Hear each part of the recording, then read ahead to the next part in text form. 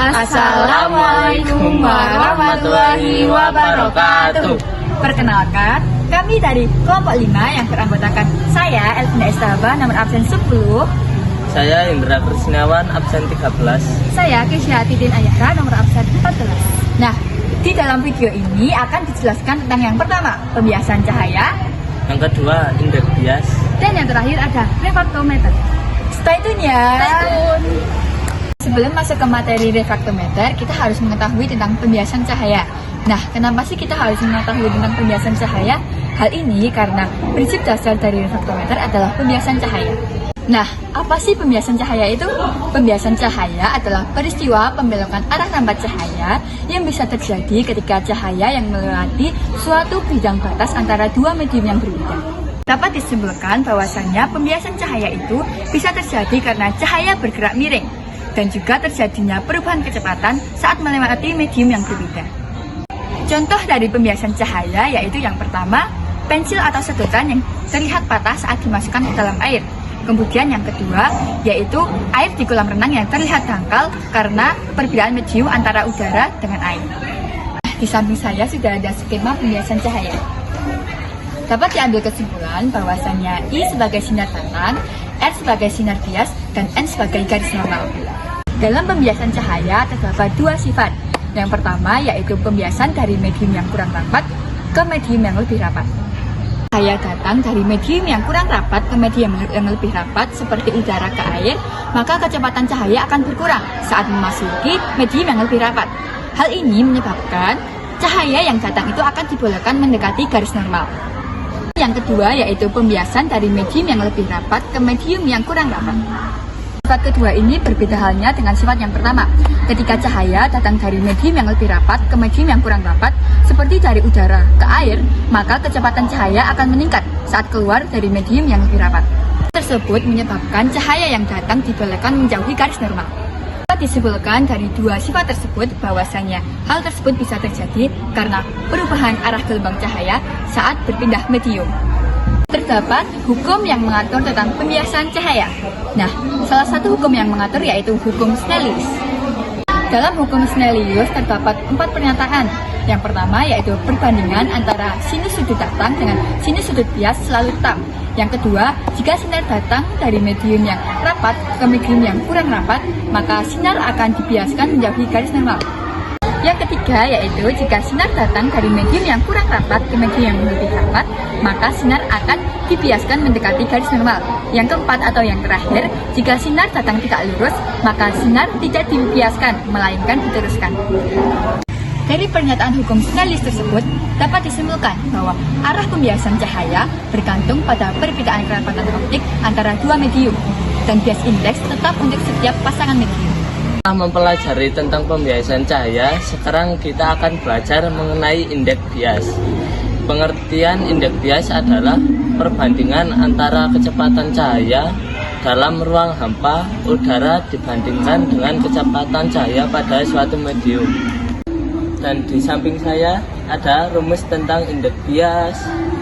Nah, tadi kan kita sudah belajar tentang indeks bias. Sekarang belajar tentang refraktometer.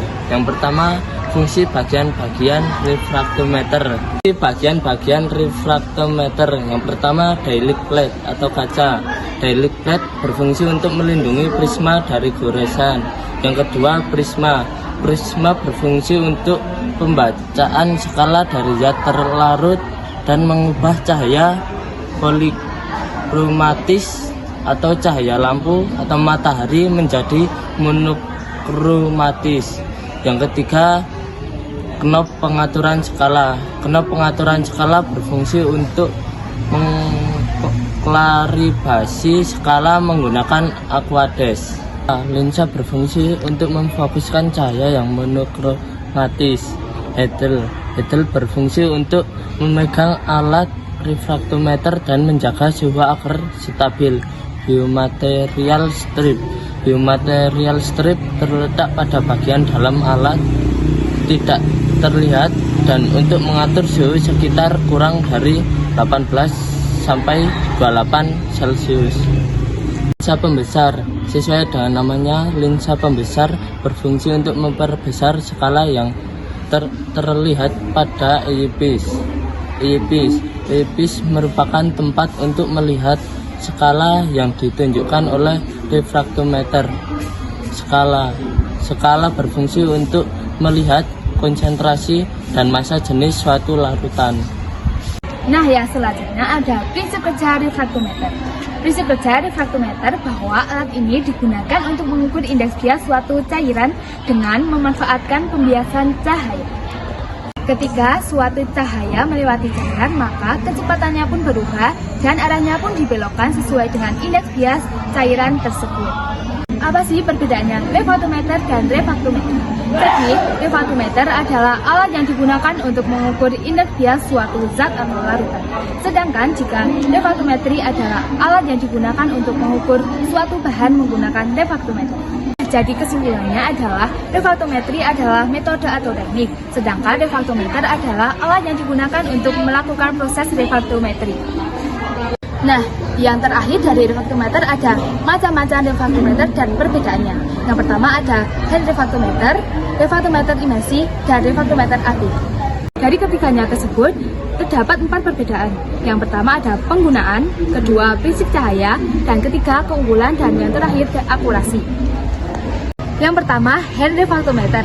Penggunaannya yaitu portable, mengukur indeks bias atau konsentrasi, yaitu Brigg, salinitas, dan alkohol.